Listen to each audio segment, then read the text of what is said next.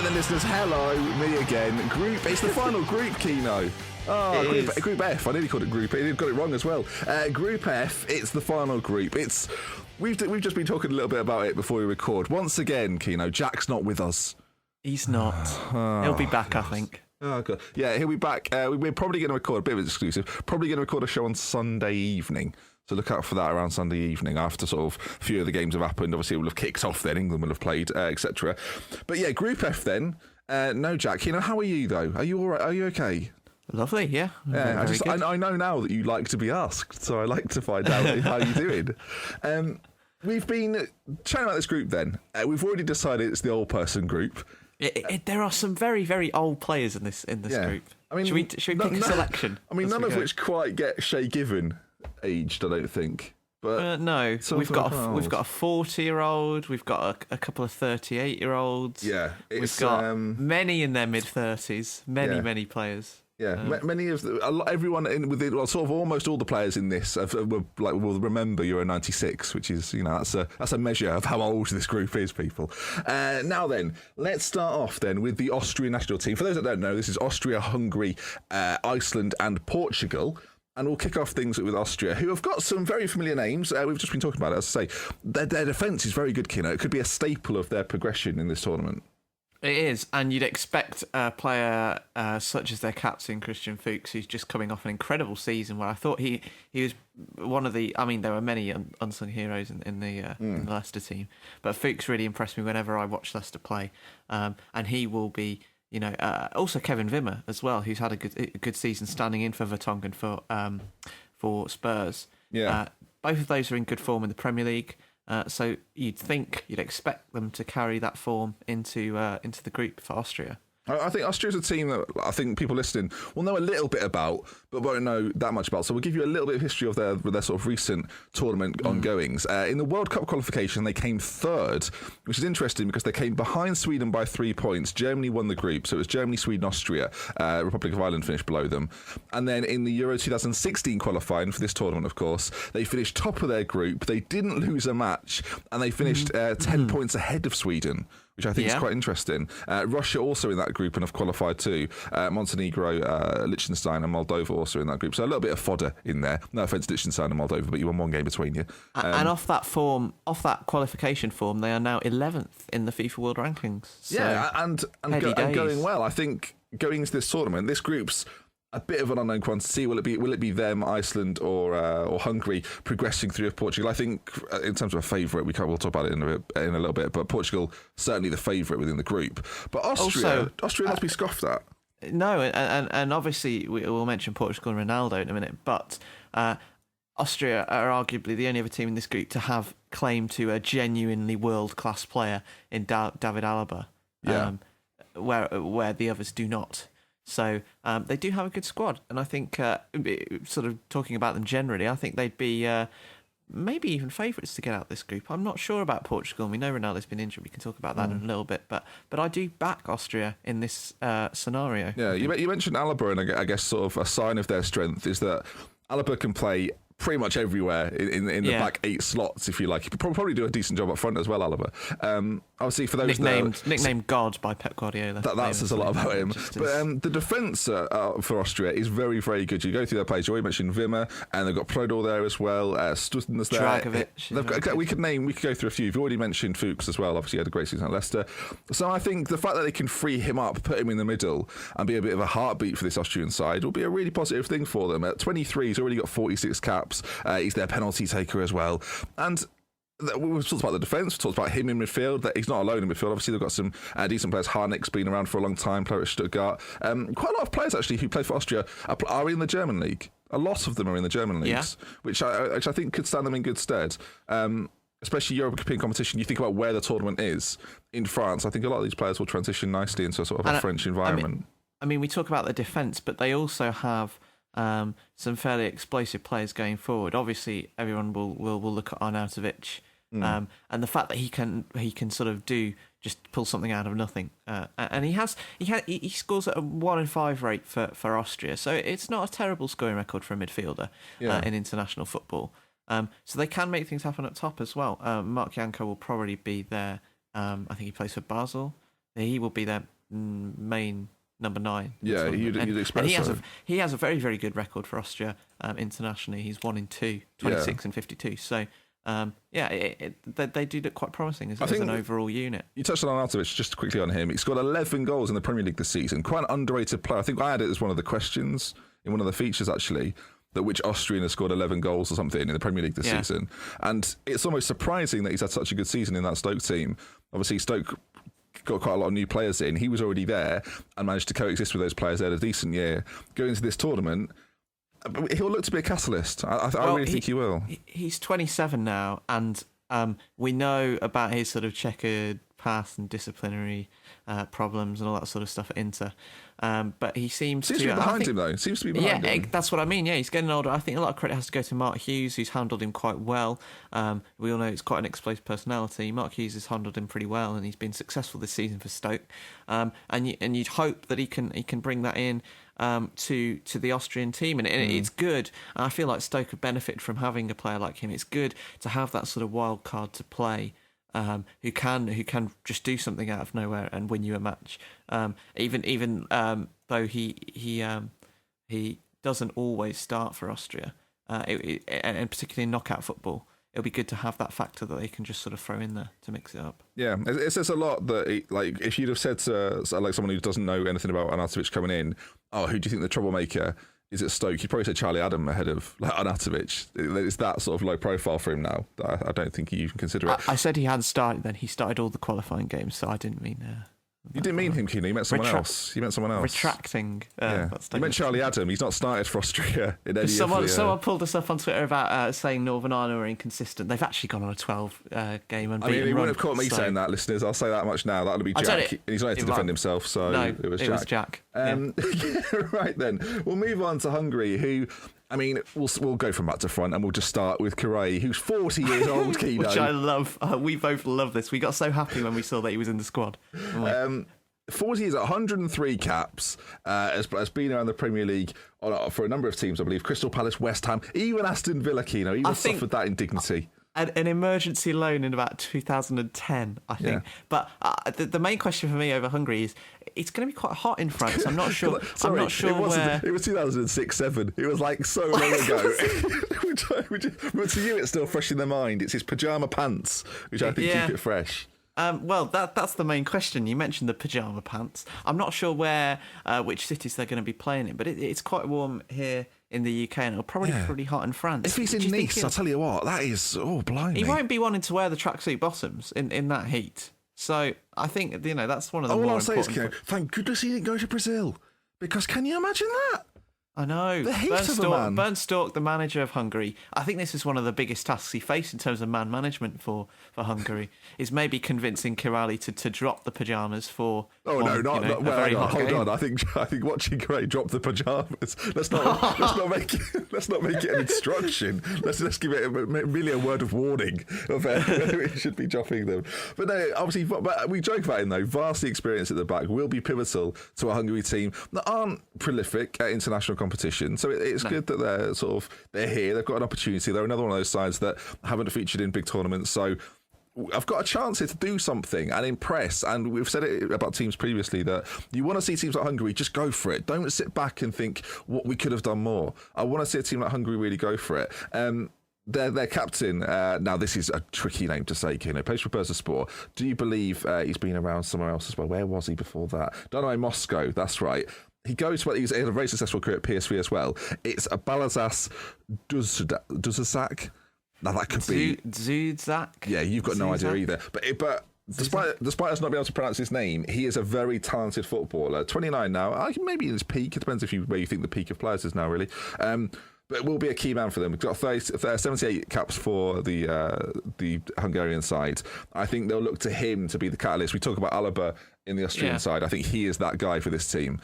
His goal scoring record for Hungary isn't fantastic in international football, and I think it's important to note Hungary. With that though, is that like a case of him playing for Hungary with respect to Hungary? Potentially, but I was just about to get onto their goal scoring from that. They scored, I think, 9 out of 14 goals in qualifying came from set pieces. Yeah. So they are dangerous from that, but maybe that does point towards their lack of firepower in other areas. So I think that they'll have to exploit that as much as possible to try and get anywhere in this group. I think it will be quite tough for them. Yeah, I just realised with Hungary, this is their first international tournament since '86. Yeah. So they really haven't been around. I think they've been close in qualifying once or twice, but this is the first time in a long time they've been there.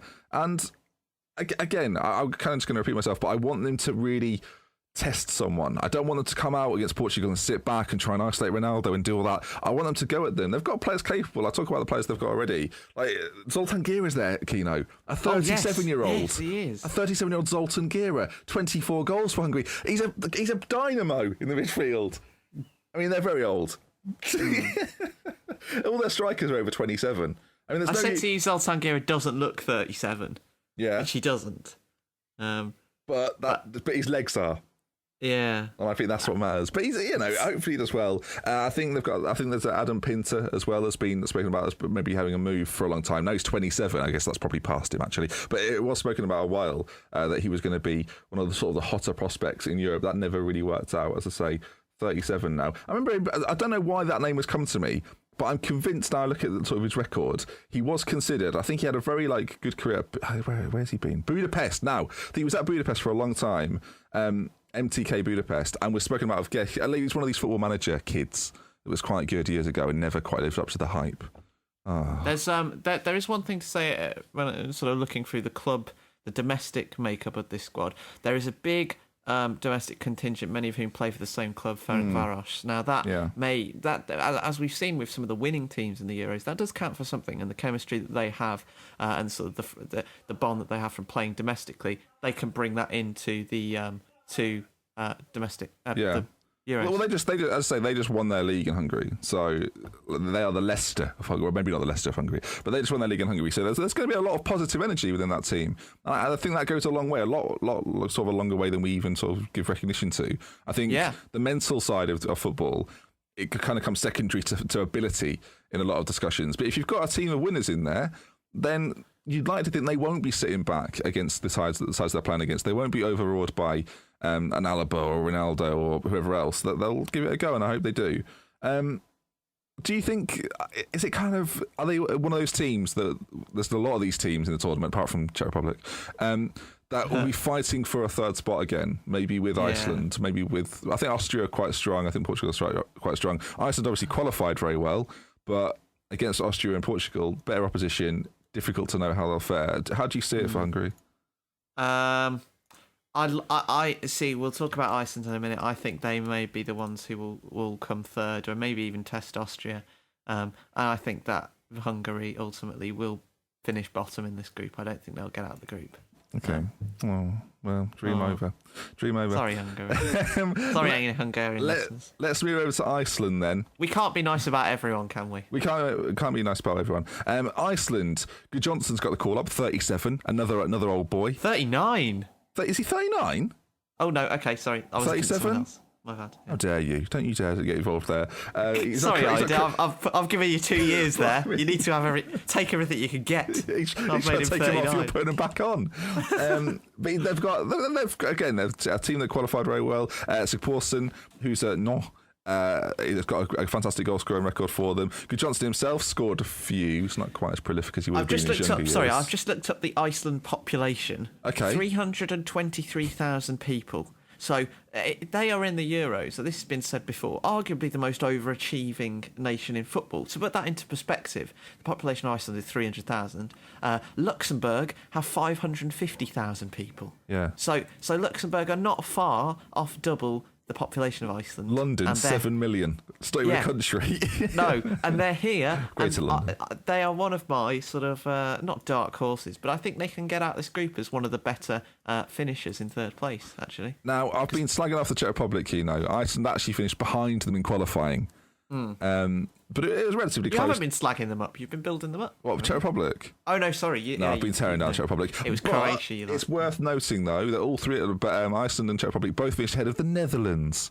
He finished fourth in their group. I mean, everyone's finishing ahead of the Netherlands. It does depend, though, on the group that they arrive in. And I think, actually, my premise for suggesting that they may do this fairly well to get in, to get that best placed third place spot to qualify. I think in terms of playing the other teams in the group, I think they'll do okay against Hungary. I think Portugal at the back quite slow, question marks over their defence. And they could also maybe get a few goals against Austria. I think it'll be quite an open game. Yeah. So I think that they'll have open games against all three of these teams in the group. So I could see them maybe getting one big result. And if it goes to sort of goal difference between these third place teams, goals scored, etc., they could do okay. Yeah, Iceland did the double over the Dutch in the group stages. I think the one perhaps concerning thing for Iceland is that in 2016 they've had, I think it's 7 friendly matches. They've lost to form has tailed off. They've lost to Norway, Denmark, neither of which are in the Euros. They lost to America. No, that's not too bad, I guess. No. And United Arab Emirates, which is a bit of a shocker. But it wasn't Abu Dhabi though, so I feel like, I don't know. Give some, take some. If you've taken a bunch of Nordic men out of their natural habitat to that extent, yeah. I'll tell you what, Karai wouldn't get on there, would he? In Dubai. Or United Arab Emirates. Sorry, I mean, it's Abu Dhabi. What I've said there is just not true. I get confused as well. Even in Dubai, he wouldn't fare well. I mean, anywhere where there's sun, Karai, please sort it out. It concerns me, Keno, that he's turning up though, and he's going, "Oh, you're gonna get changed now." No, I'm already changed. What? You can't be wearing. You're gonna sweat in those, yeah. But I wonder if he's just got delicate legs. Oh, I've always wondered about this. I don't know if he ever gave justification. What if they were robotic? That would be amazing. Mechanical doping. Yeah, I mean, let's not make that feature. Let's move on. So yes, Iceland. I think they're sort of coming into the tournament. Their form worries me a little bit. Beat Greece and beat Liechtenstein, but Greece and Liechtenstein have not been in great form in the last couple of years. And I think, in counter to what I said about Iceland, I was quite positive about them. I have been positive about many things this season, and they've all ended badly. So I'm backing Iceland. It probably makes sense. For those that are new and listening, Keeno is a Aston Villa fan. So this is a bit like relief. I convinced you we'd finished 10th this time last year. Yeah, you did. I told people, watch out, Villa sleeper team. Thank you, Keeno. I appreciate that. Right, twat. Thank you very much. Literally, we're a sleeper team. Yeah, asleep and a team.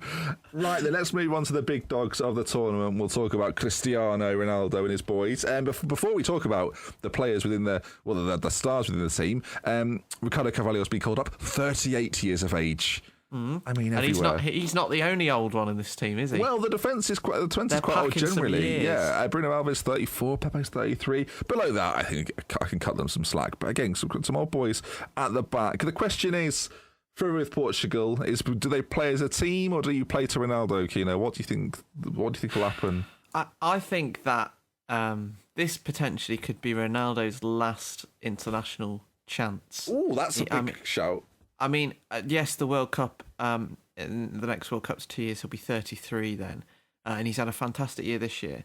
But I think he's running out of time to really make a splash on the international level. You can argue that Messi actually did that in the World Cup when Argentina made the run to the final. I don't think Ronaldo has had a tournament where that has backed up his incredible form for his club team. So I think this is one of his last chances where he's really in his peak to do that. And I think because of that, he might have to try maybe a little different approach and maybe try and work with the team a little bit more. They have a lot of talent, and it's also a young team. Particularly, I mean, we've mentioned that they're old at the back, but from there onwards in the midfield, very young midfield in general, there are a lot of youngsters in there. People like Renato Sanchez, William Carvalho, and João Mario, and Andre Gomes. They're all very young, under 24, 5. So. He will need to be a leader, and he'll need to try to have a little bit more of an inclusive approach, I think. It could get to the point though, as Ronaldo gets older, that he has to like for him to perform well, he'll have to adapt to becoming a team player. That's what I mean. I think he has to do that this tournament because it's his last chance to be successful, really. But I think there's a case to be made that even during the World Cup, there was a little bit of that he even realised that actually, if I want to win an international tournament, then I've got to work more as a team player. I can't just be like this explosive one-man band as such. You've got to be part of a team. And I think if he embraces that, I think the team will do. I think the team will recognise that he's Cristiano Ronaldo. He's a fantastic player, one of the best players ever.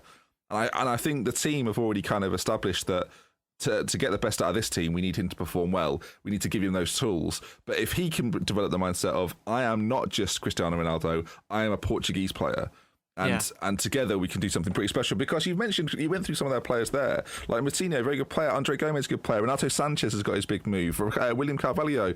They've got plenty of talent, and we sort of joke about... Renato Sanchez, that move to Bayern Munich could rise to about 80 million euros. It's a lot of money, isn't it? It's a huge transfer, for an 18-year-old. But they're a very good side. We joked about sort of the age of their defence. You look actually through their defence, it's vastly experienced. Now, of course, discipline could end up being a concern for this. Bruno Alves, we were trying to sort of compare him to something else. I said he looked a bit like an orc. Yeah, you I went a pirate. Yeah. They've got a lot of grit at the back, haven't they? Yeah. Just between two players, Pepe and Alves, but Carvalho could dish it out. I feel like when he needs to. Where Portugal have called up 5 strikers, just getting 2 extra centre backs might have just just as cover might have been a wise choice. I think that the thing about, obviously we've just seen Portugal play against England.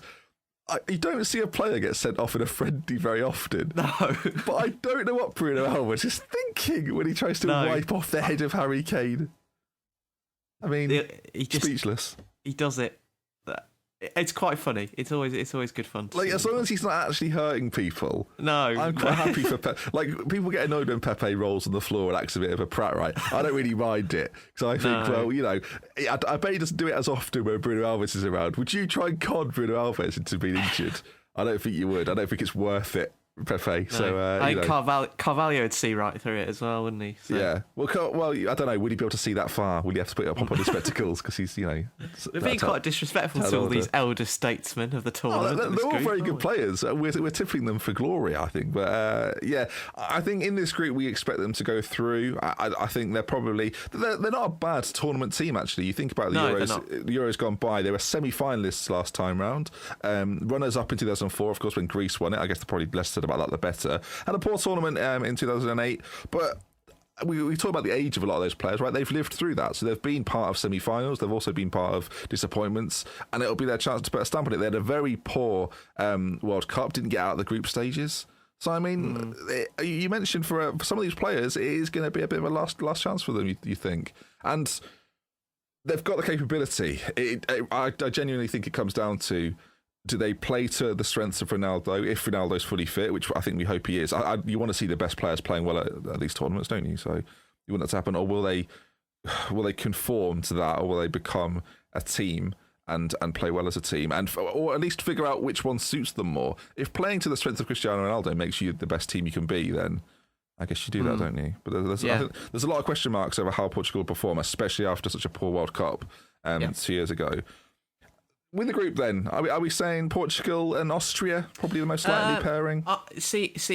Yes, I think it'll be those two that go through, but I'm not sure in what order, because you made a very good point. It may take a game or two for Portugal to sort of work out how they're going to approach this tournament. And in that time, Austria can... I've not got the fixtures. I should really have them. But do they play them early? Do they play Portugal early, Austria? Portugal play Austria in the second game, so in the middle, which is going to be very interesting. And the Parc des Princes.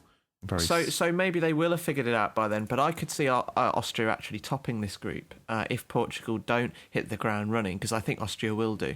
And I think they might do quite well. So it could be a second place of Portugal, and then that obviously has ramifications with the standard of the team that they'll face in the next round. So they need to sort of work this out quite quickly. They've, as you say, poor World Cup. So their last sort of the last set of tournament experience for many of these players will have been that exit at the group stage. Yeah, I've got some bad news as well. Just quickly on this, I've just done a little bit of research.